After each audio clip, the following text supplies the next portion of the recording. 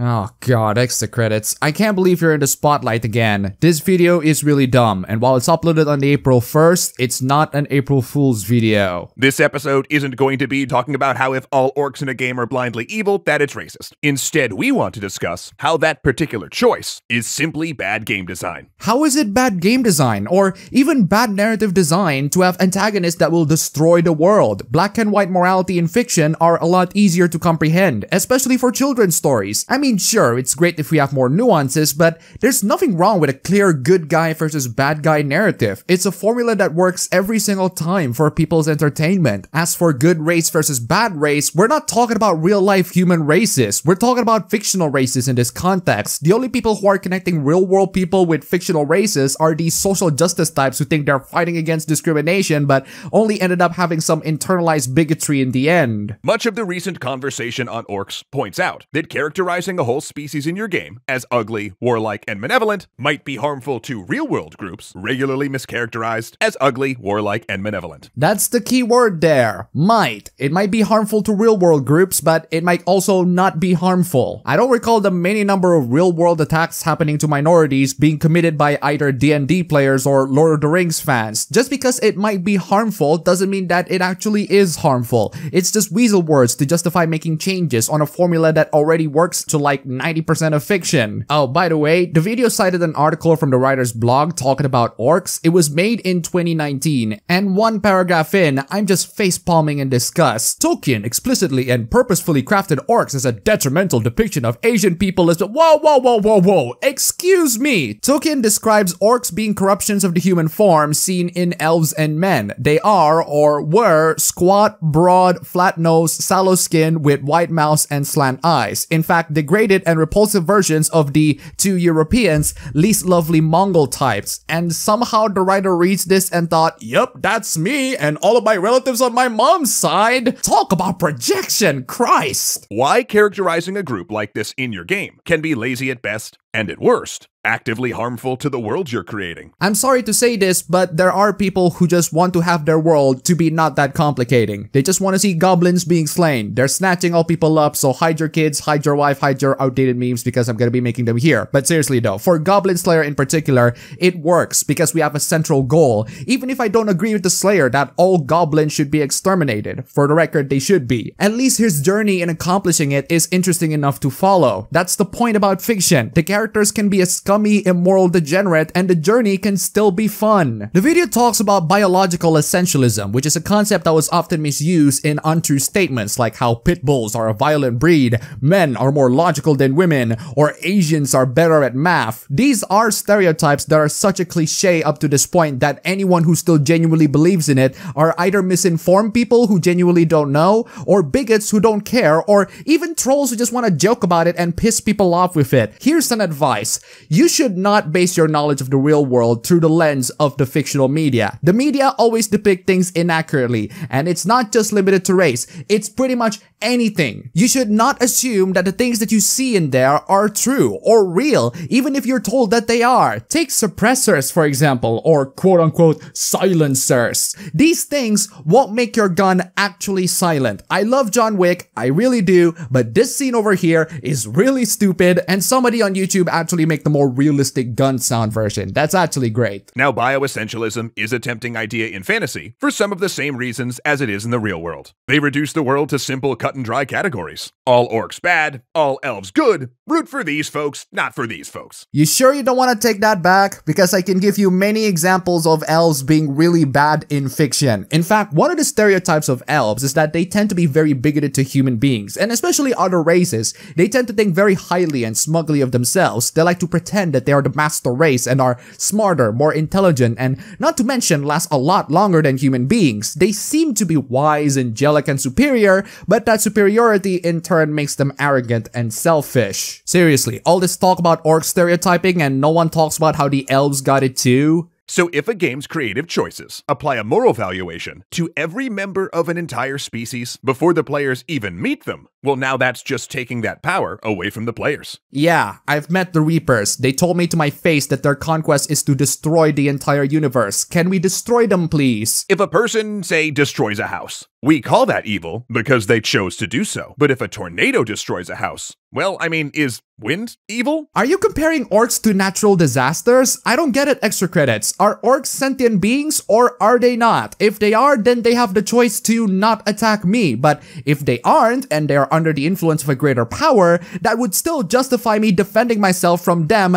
at the very least. I would love to not get killed by them, and I understand why some people go so far as to trying to hunt them down so that they don't hurt other people. That's the thing that the video hasn't emphasized a lot, in that these orcs or any of these evil fictional races are capable of destroying houses and cities and human beings and other creatures. If their conquest is to continue to bring havoc into the world, someone has to stop them so that we can survive. It doesn't matter if orcs are evil because it's their nature or if they got brainwashed. It's that these orcs from Lord of the Rings will destroy us, and we have to destroy them so that we can survive. The Tamriel orcs, however, they can be cool. The video doesn't give any good examples of how races can be portrayed as evil or how they did it bad. It's an incredibly broad generalization of a specific trope in fiction about generalization. These tropes are tools. There are times where it can work and there are times where it cannot work. It's not a universal rule that every single fiction should have depth and complexity. They can just be simple and easily digestible for entertainment, but this video makes it as if it's the essential rule that you should follow. Now, if the player's characters are able to make moral choices, but an entire class of NPCs is inherently evil regardless of their choice, then the game is either telling the player that moral choices don't matter, or it's simply driving a wedge between the player's morality and the morality that applies to the rest of the world, blocking the player from further becoming a part of it. Moral choices in games are terrible in general, and it's not just because they always end up in the same boring outcome. If you want a good example of the stupidity in action,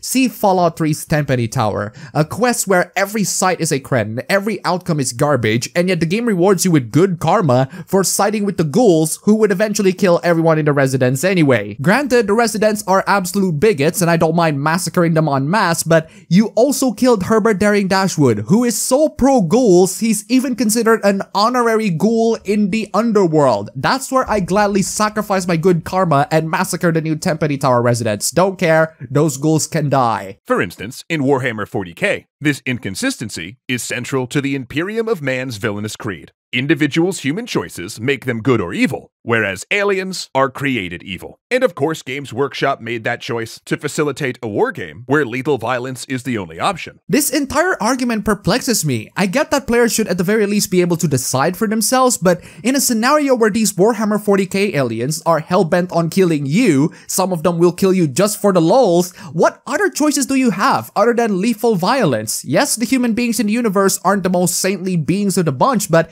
everyone in Warhammer 40k is bad. The fun of the game is role-playing as one, not jumping into a freaking session and say, can we just talk it out and have peace and sing kumbaya? The thing is, extra credits address this argument by saying, yes, it's okay for you to have a game where you just have fun and not think about the morality of things, but the argument goes to this. If the goal of your game is to stop players from engaging in moral debates and just fight some bad guys, you kinda gotta say something more reliable than, oh, it's fine, they were all born this way. There's really nothing wrong with that. There are creatures in fiction that are naturally destructive, and there's no arguing with them other than to destroy them completely so that we don't get destroyed by them. And here's where the argument gets really bizarre. Fortunately, the real world's made progress on this problem. Sometimes in this day and age, people actually bear visual signifiers which say, I'm evil, not because of where I was born, but because of the choices I've made, such as Nazi uniforms and clan hoods. Yeah, about that. First off, not all people chose to be bad. Some do it because of peer pressure from their family or their friends. Some do it for their own survival so that they don't get killed by the authorities. That, of course, doesn't justify their actions,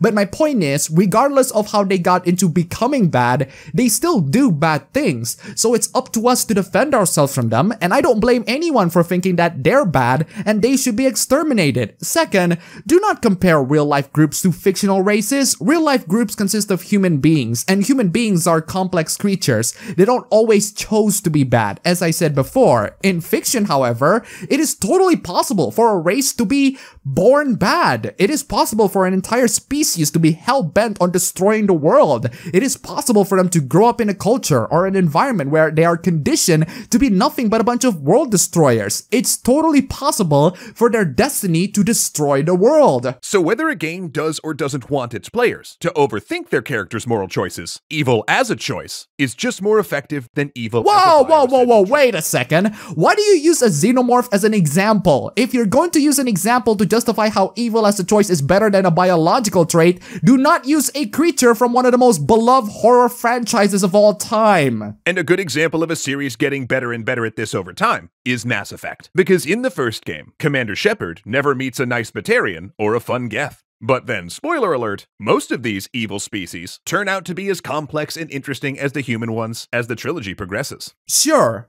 But you still have the Reapers. You're cherry-picking the Batarians to make a point when I don't think most people think all of them are evil, when some of them are capable of either good or neutral things, unlike the Vorkas. Broad moral generalizations about species or culture not only doesn't make internal sense. Let me stop you right there. We're living in a world where people still genuinely believe stereotypes. It's incredibly likely and even realistic for people in a certain world to believe broad generalizations of certain races. It's unfortunate that they do, but that's just how we are as human beings. Bigots exist in real life, and it's possible for bigots to exist in fiction as well. Should they exist in fiction though? Well, if you want to make fiction to be your own personal comfort zone where nothing bad is happening and everything is hunky-dory, go nuts. If you want a fiction to be dark, gritty, and realistic, go nuts as well. I don't really care. This video isn't really about bigots in fiction. This video is about bigoted and discriminatory behaviors in fiction, and how apparently it's bad that fiction has to have those elements, or that it reinforces the notion to the player. And that's where I disagree. Not only doesn't make internal sense, but it also leads to less evocative, less rewarding worlds and games. That depends on the game or the universe. Sometimes the less complicating morality can be rewarding. Sometimes it can't. Funny how this video about generalizing specific elements and tropes in fiction tells people to not generalize. It would have been helpful if we have any good examples that accentuate the point, but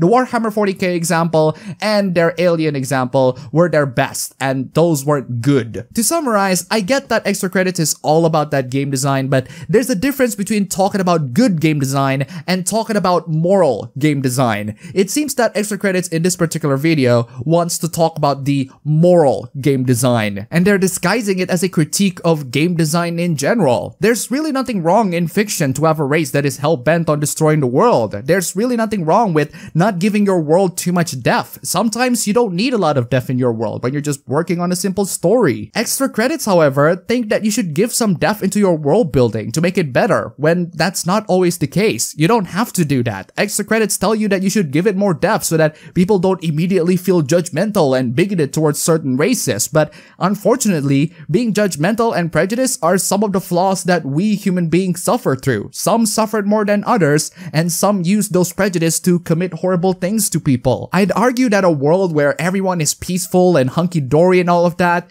is a boring world. It doesn't create any sorts of conflict. I mean, yes, conflict doesn't always have to come from prejudice. Conflict can come from the simplest of things. It's the basis of a lot of sitcoms and slice-of-life comedies out there. But that doesn't mean that it's not possible to create interesting stories or interesting conflicts with prejudice as a basis. Heck, the prejudice doesn't even have to be based on a race or a species. It could be based on where they came from, or their blood type, or even hair color. It's still prejudice at the end of the day. So the moral of the story is, make the games however you want, and don't let extra credits judge you for it.